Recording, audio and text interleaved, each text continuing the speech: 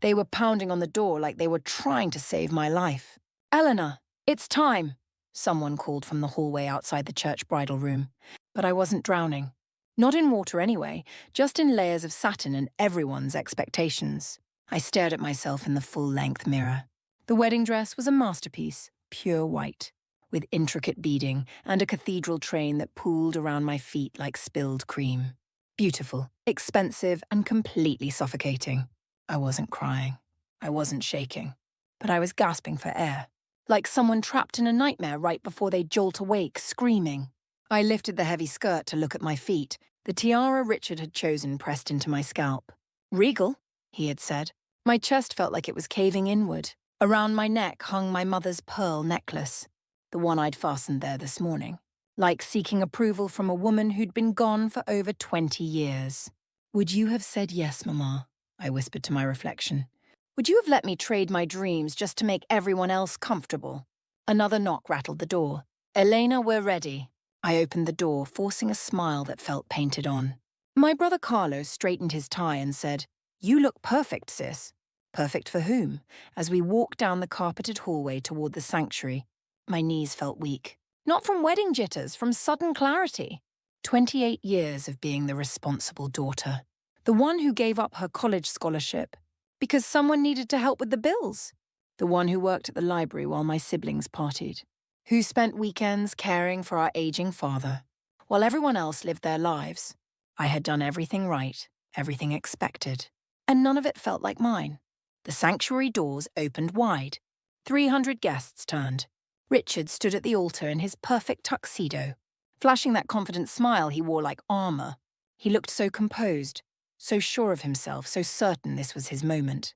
But when he took my hand, his grip wasn't gentle. It was firm, claiming possessive. When I tried to shift my fingers slightly, he squeezed harder like I was something he owned. He leaned close and murmured, "Breathe, sweetheart. I've got everything under control." I smiled back, but it felt frozen on my face. The minister cleared his throat. "Dearly beloved, we are gathered here today." The words floated past me, meaningless. My heart hammered against my ribs. Then I heard her voice, my mother's, not from the pearls at my throat. Not from memory, but from somewhere deep inside my chest. "Promise me, Elena, you'll live your life for yourself, not for their comfort." I blinked hard. The minister was looking directly at me now. "Elena Rodriguez, do you take this man?" The word came out before I could stop it. "No." It cut through the sanctuary like a blade. Gasps rippled through the crowd. Richard's face went white. "What did you say?" "I can't," I said, my voice growing stronger. "I'm sorry, but I can't do this." I didn't hesitate. I turned and walked quickly down the aisle. Then I ran. I ran past the shocked faces, past my aunt, covering her mouth in horror, past the flower girl still clutching her basket of roses, out through the heavy church doors into the bright Colorado sun, and there, like some kind of miracle, was a stranger leaning against a motorcycle leather jacket. Unzipped, helmet tucked under his arm. He looked up as I stumbled toward him in my wedding dress. Train, dragging behind me like a white river. "You need to get somewhere?" he asked, raising an eyebrow. "Please," I gasped, hiking up my skirts. "Just anywhere but here." He studied me for a moment, then tossed me a spare helmet. "Hop on." I didn't look back. Not at the church, not at the crowd pouring out onto the steps, not at the man whose ring I'd just refused.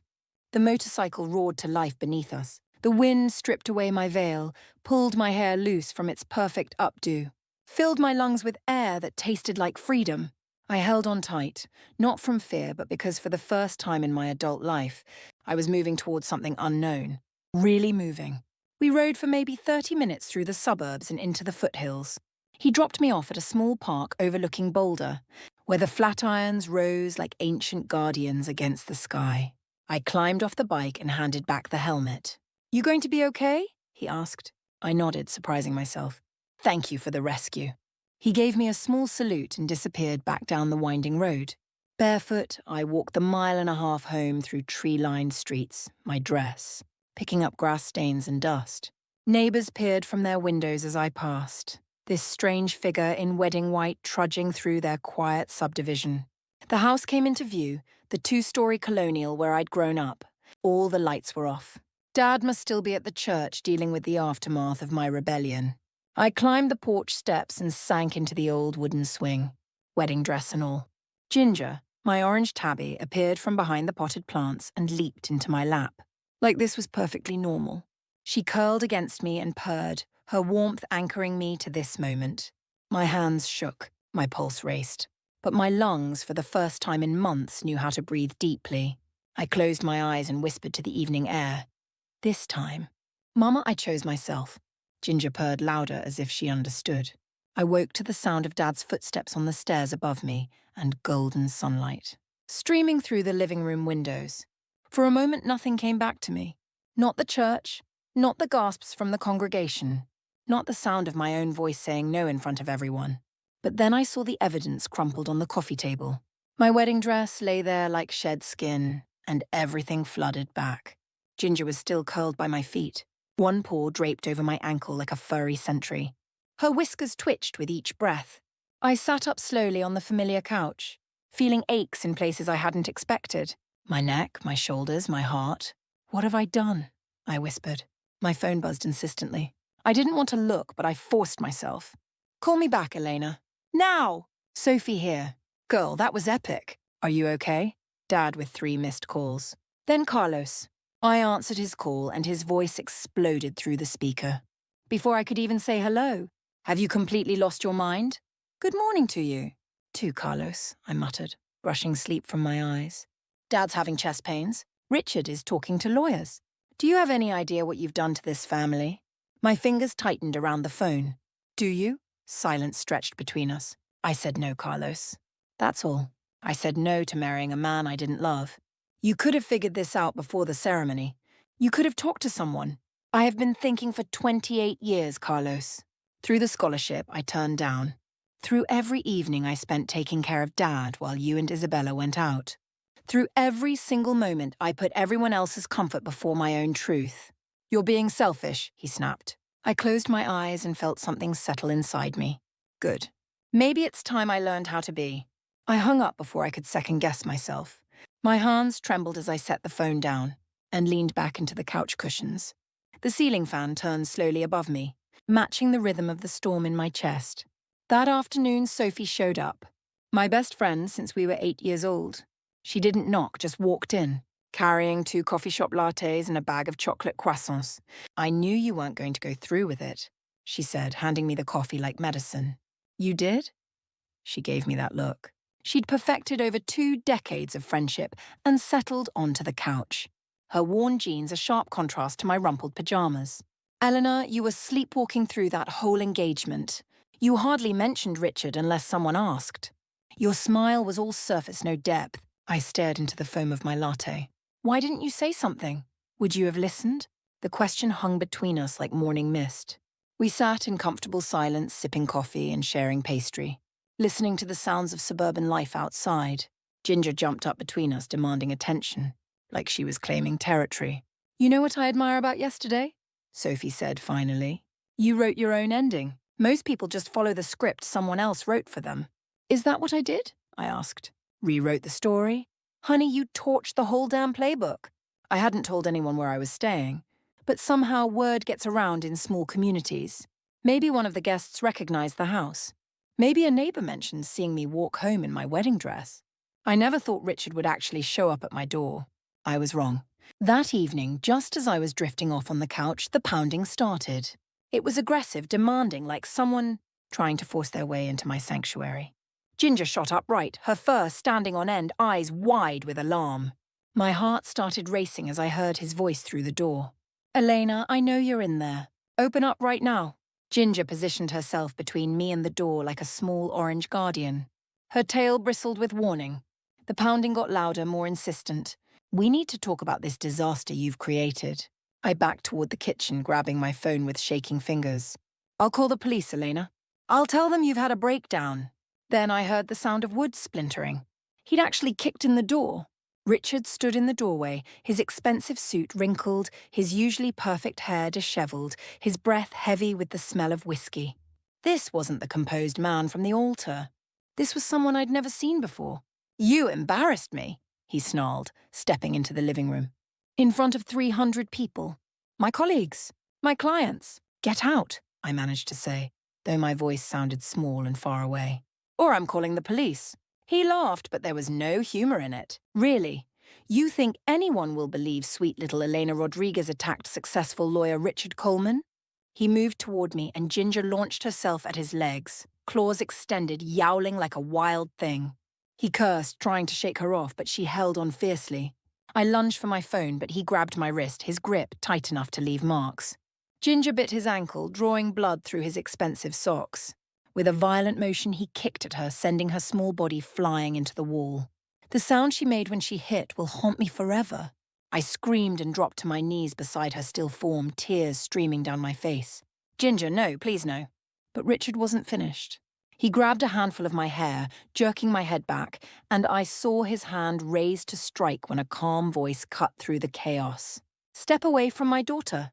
Now. Dad stood in the broken doorway, and in his hands was his old police service revolver. His voice was steady, controlled, terrifying in its quietness. Richard froze, his hands still tangled in my hair. Mr. Rodriguez, this is just a misunderstanding. Release her and walk outside. We'll discuss this on the porch like civilized men. Richard's grip loosened, and he stepped back, muttering threats and curses as he moved toward the door. I gathered Ginger's limp body in my arms, sobbing. Dad knelt beside me, checking for the rise and fall of her tiny chest. She's breathing, sweetheart. Hurt, but breathing. Let's get her to the emergency vet. Through my tears, I looked up at him. Dad, I can't stay here anymore. I can't keep living like this. He didn't answer right away, just placed his weathered hand on my shoulder. Then we'll figure out where you can go, after we take care of her. 3 days later, after Ginger had been released from the animal hospital with bruised ribs, but no permanent damage, she finally lifted her head from her recovery bed. I'd been sleeping on the floor beside her, one hand always resting on her fur, counting each breath like it was the only thing keeping me tethered to hope. The vet had called her recovery remarkable. Bruised ribs, mild concussion, but nothing broken inside. I didn't care if she moved slowly for the rest of her life. I just needed her here with me. When she looked up at me with those golden eyes, alert and focused, I felt something shift inside me. The fog of trauma began to lift. What took its place was something I hadn't felt in years: restlessness. That evening, as the sun painted the flat irons purple and gold, I sat at the kitchen table with my laptop, not with any particular plan, just seeking distraction. I scrolled through emails, spam, newsletters I'd forgotten I'd subscribed to. Buried in my inbox was a message from an educational forum I rarely checked. The subject line was simple: Mountain View Elementary seeking primary teacher, Colorado Rockies. I clicked on it. The school was a small public elementary in a town near Vail, tucked into a valley surrounded by peaks. Full-time position teaching 2nd grade. Focus on environmental education and creative learning approaches. Housing assistance available. Looking for educators passionate about whole child development and outdoor learning. I read the posting 4 times, my heart beating faster with each pass. The words seemed to glow on the screen, daring me to imagine something different. Are you ready to start over? I didn't let myself overthink it. My fingers found the keyboard and I typed, "Hello, my name is Elena Rodriguez. I'm interested in learning more about this position. Could we arrange a time to talk?" I hit send before I could change my mind, closed the laptop, and took the first full breath I'd taken in days. The next morning brought a response. "Hi, Elena. I'm David Chen, principal at Mountain View Elementary. I'd love to chat with you about the position. Are you available for a phone call this afternoon?" I stared at the message, then picked up my phone and dialed the number he'd provided. His voice was warm, patient, with the kind of quiet confidence that made you want to listen. "What draws you to our school?" he asked. I had rehearsed answers about curriculum development and student-centered learning, but what came out was completely different. Because I want to finally become the teacher I dreamed of being when I was 9 years old, before I learned to be practical. There was a pause, and then he chuckled softly. "You know," he said, "we started this school for people who still remember those dreams. When can you visit?" My hand shook as I wrote down the address. That night, I told my family about the job opportunity.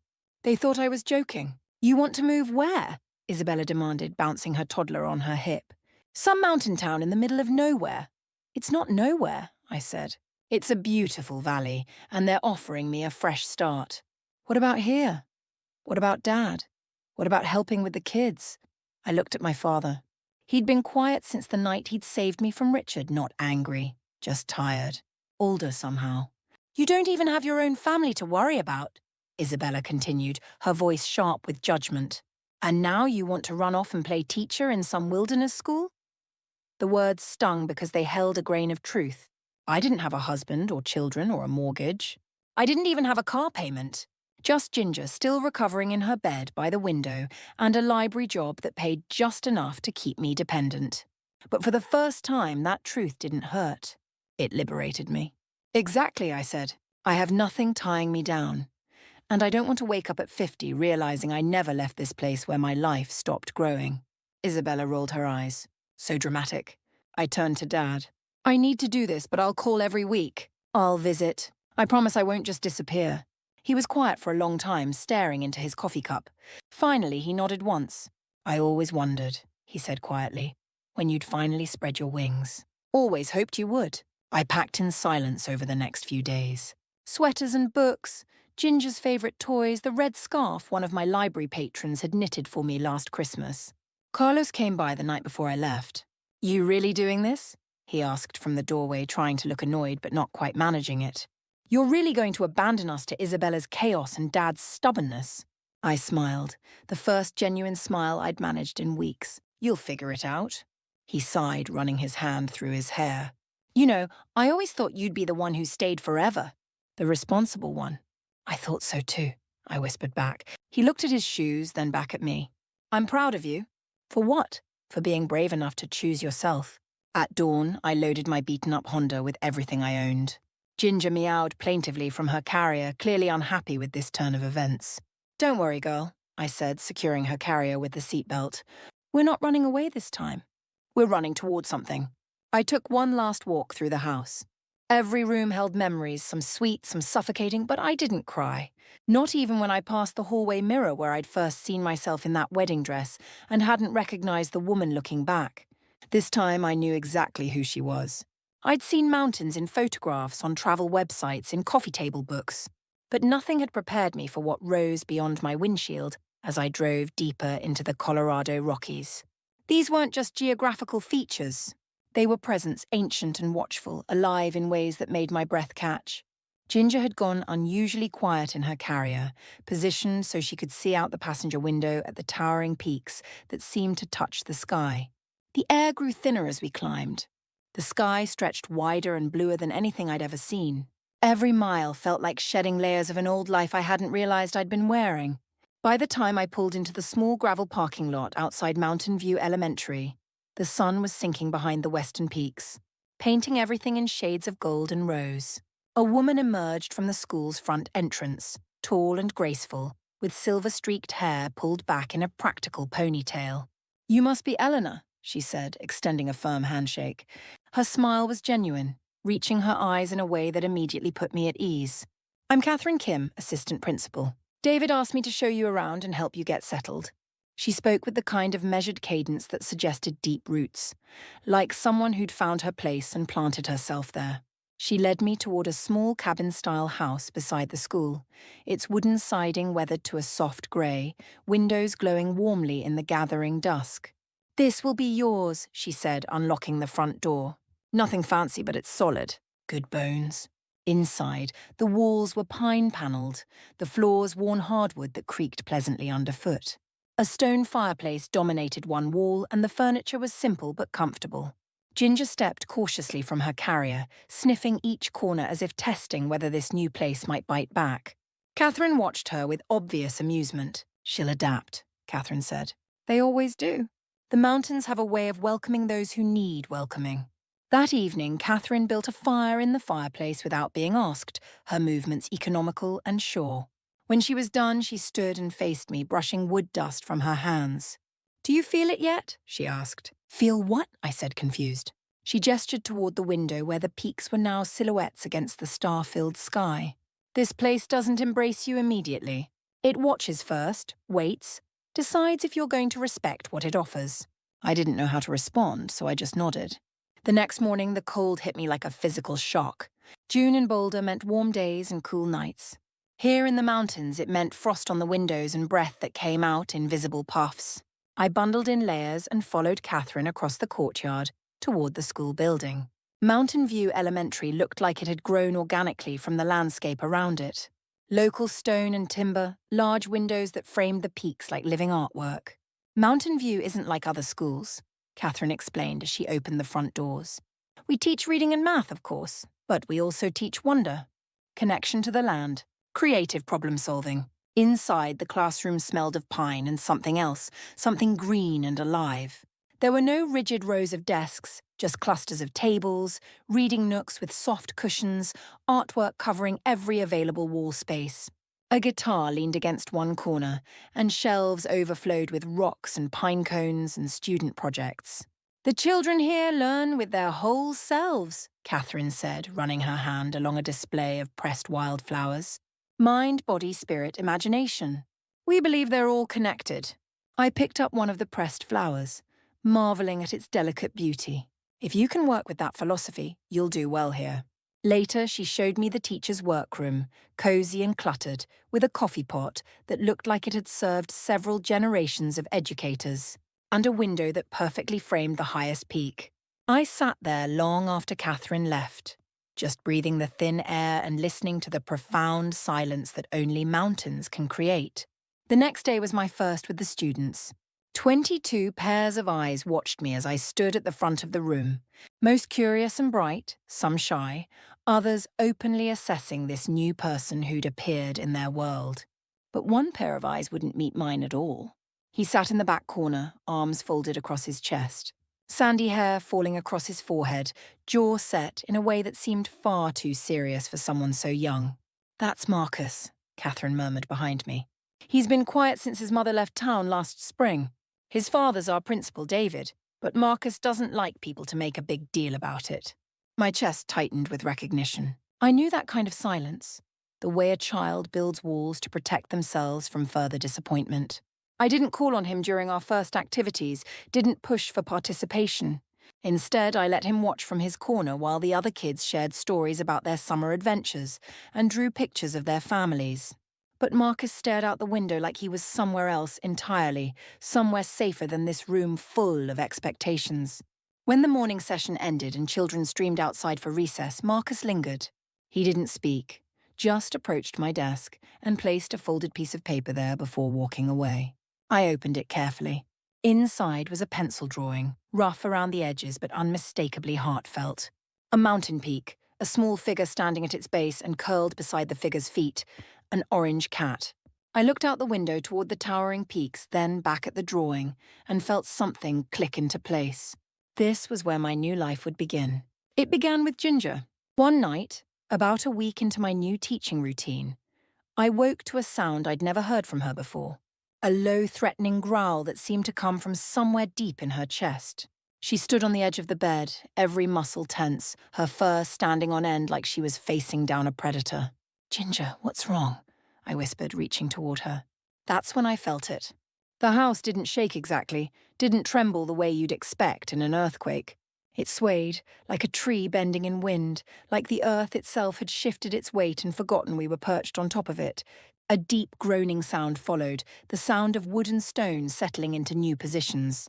The windows rattled in their frames. Books tumbled from shelves and hit the floor with solid thumps. I grabbed Ginger and threw a coat over my pajamas, then stumbled outside into the cool mountain air. Other residents were already gathering in the courtyard, some in bathrobes, others in hastily pulled-on jeans and sweaters, all of us looking slightly dazed. An elderly man who lived in the cabin across from mine nodded in my direction. "Just the mountain saying hello," he said with remarkable calm. "Means you belong here now."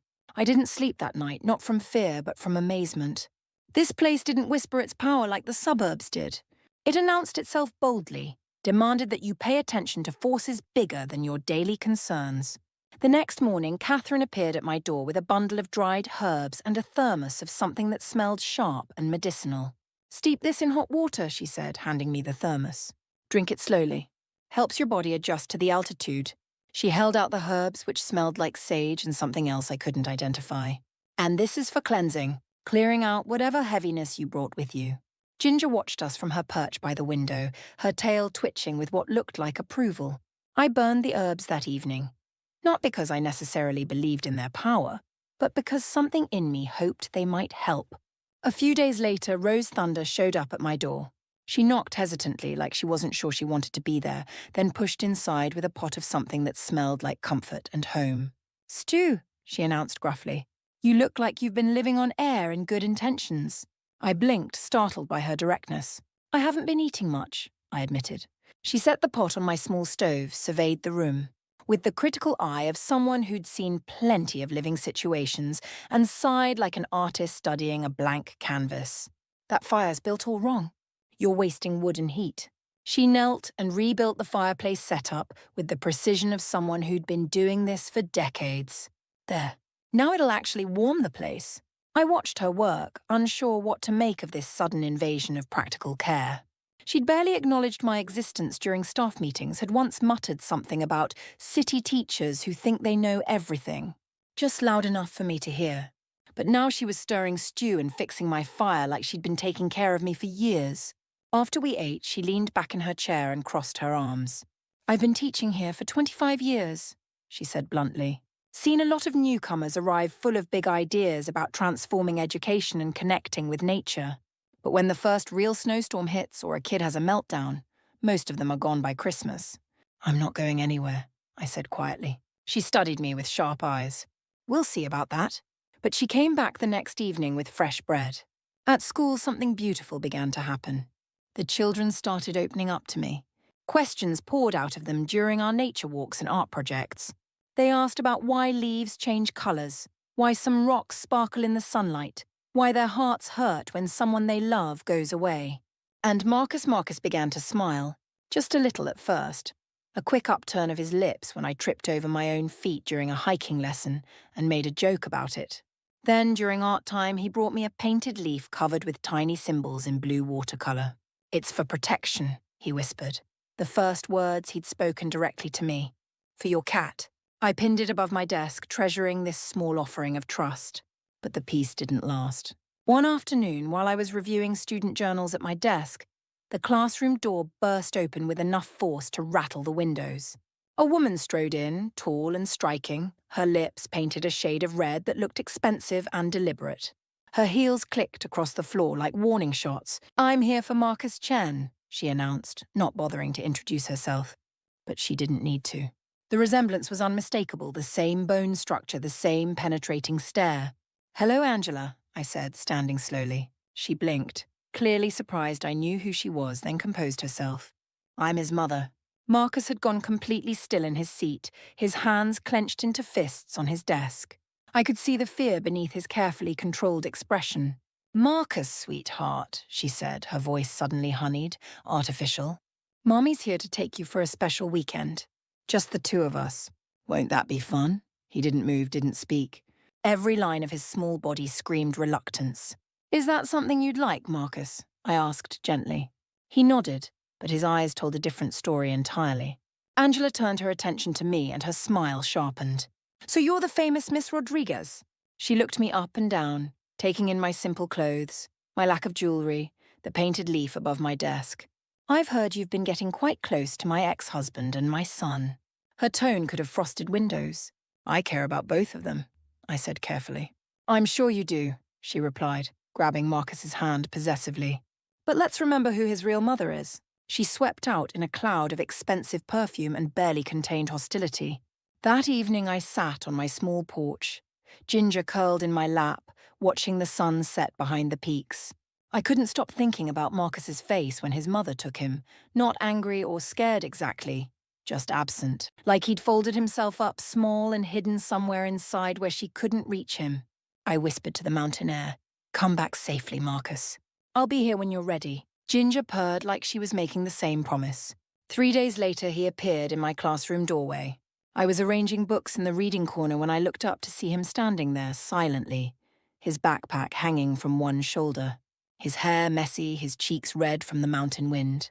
Marcus didn't say anything, just walked to his usual seat, pulled out a pencil and began writing in his journal.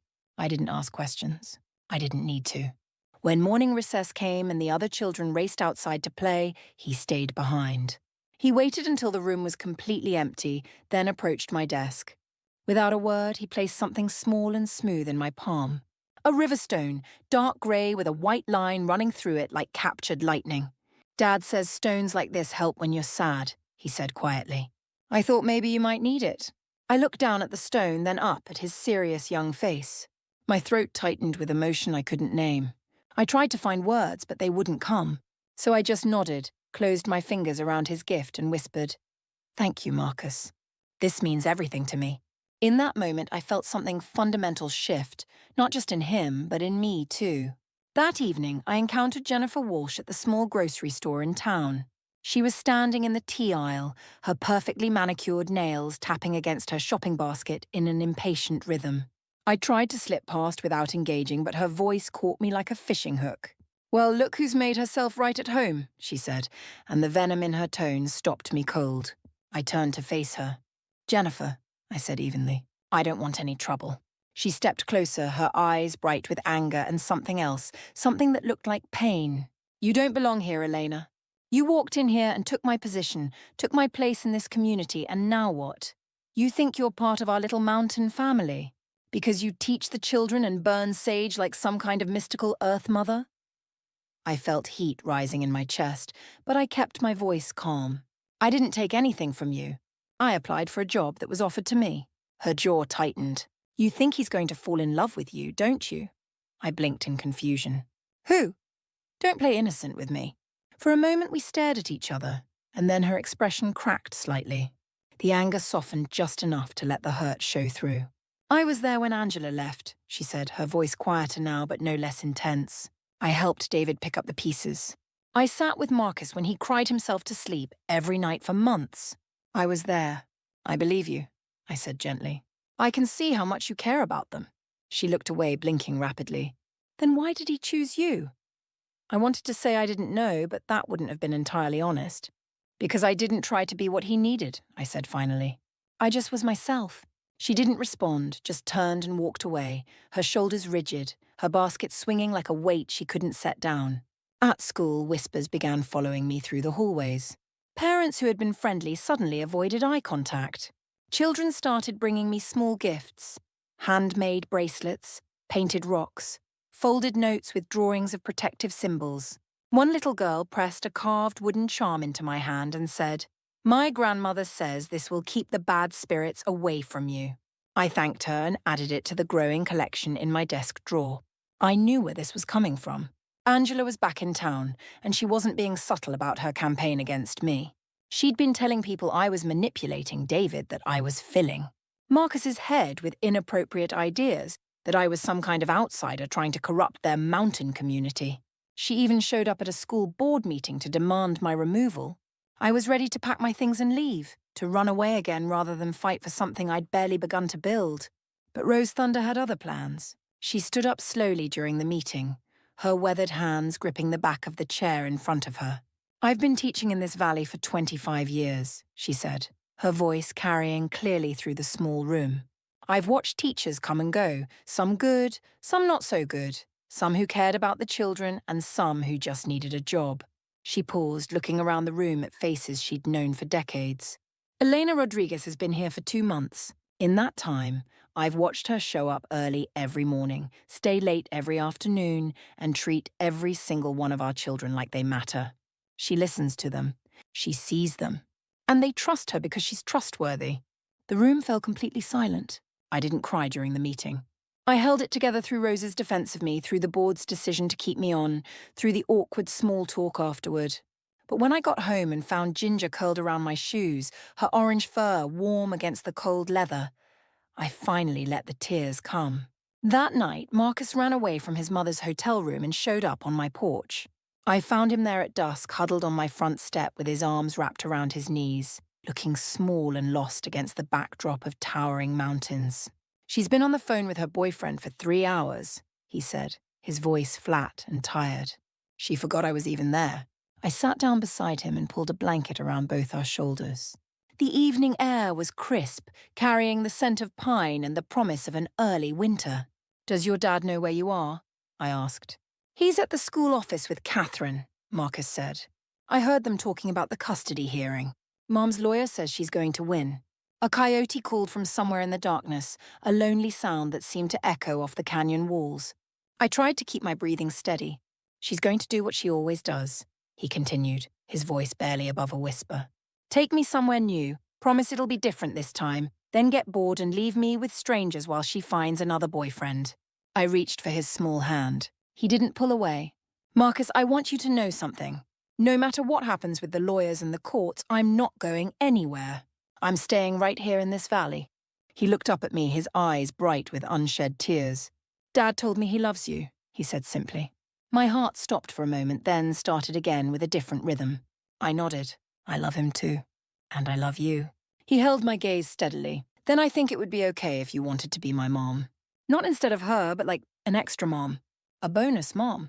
I smiled through my own tears. Only if that's what you really want. No pressure from anyone else?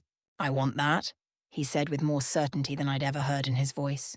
In that moment, under a sky full of stars and surrounded by ancient mountains, a child who had no reason to trust adults chose to trust me. Winter arrived not with drama but with quiet persistence.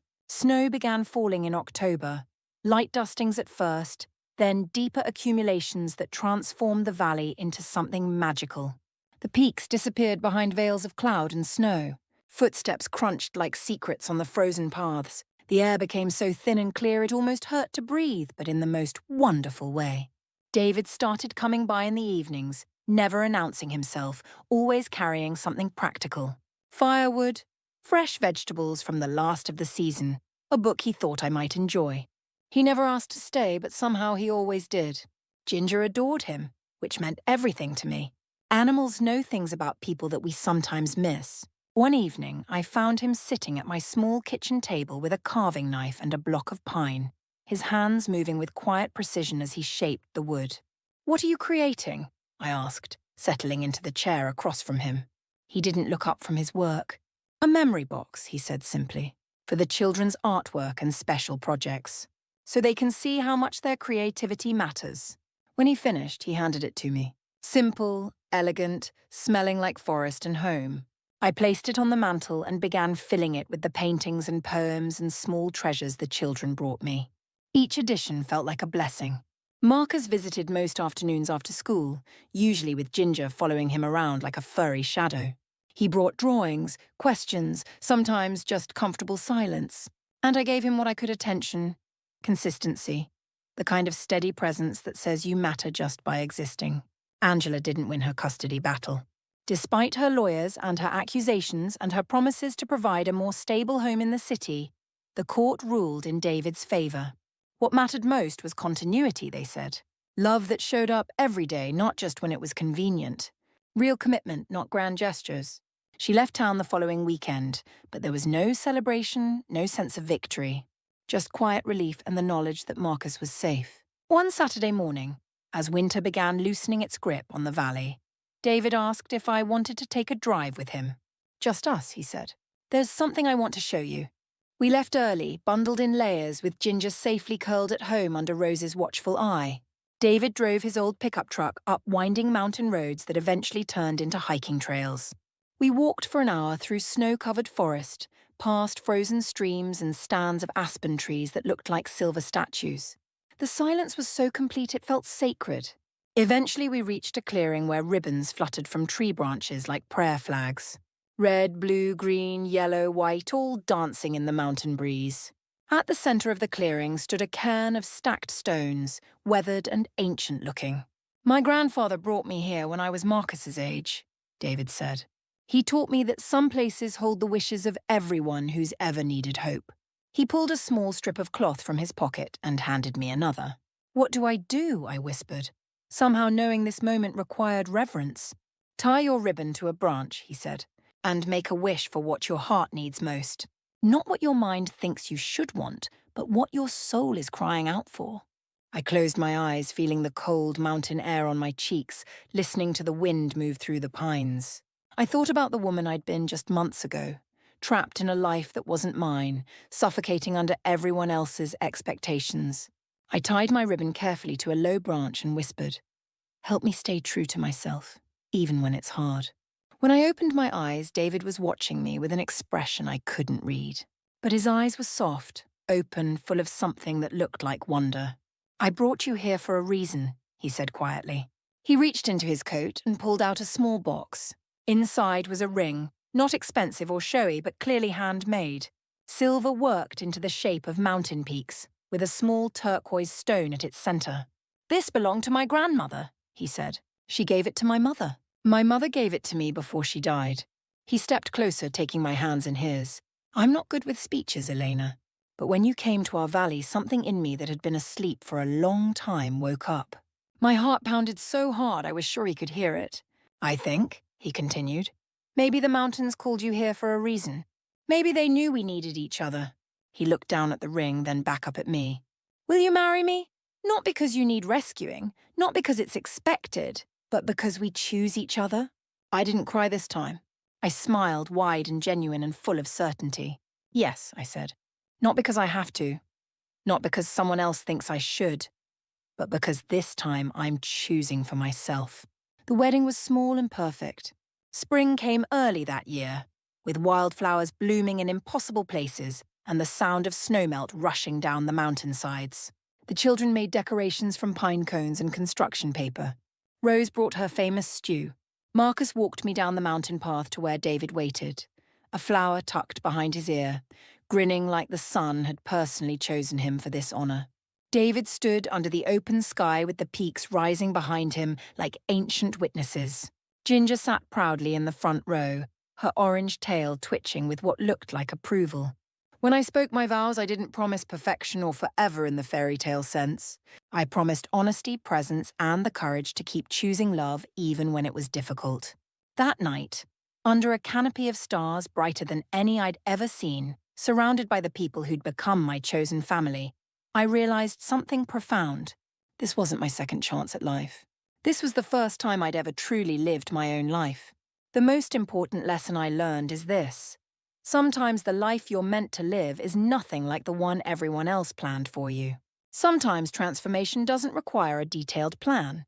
It just requires one moment of courage when you refuse to accept a path that doesn't fit your soul.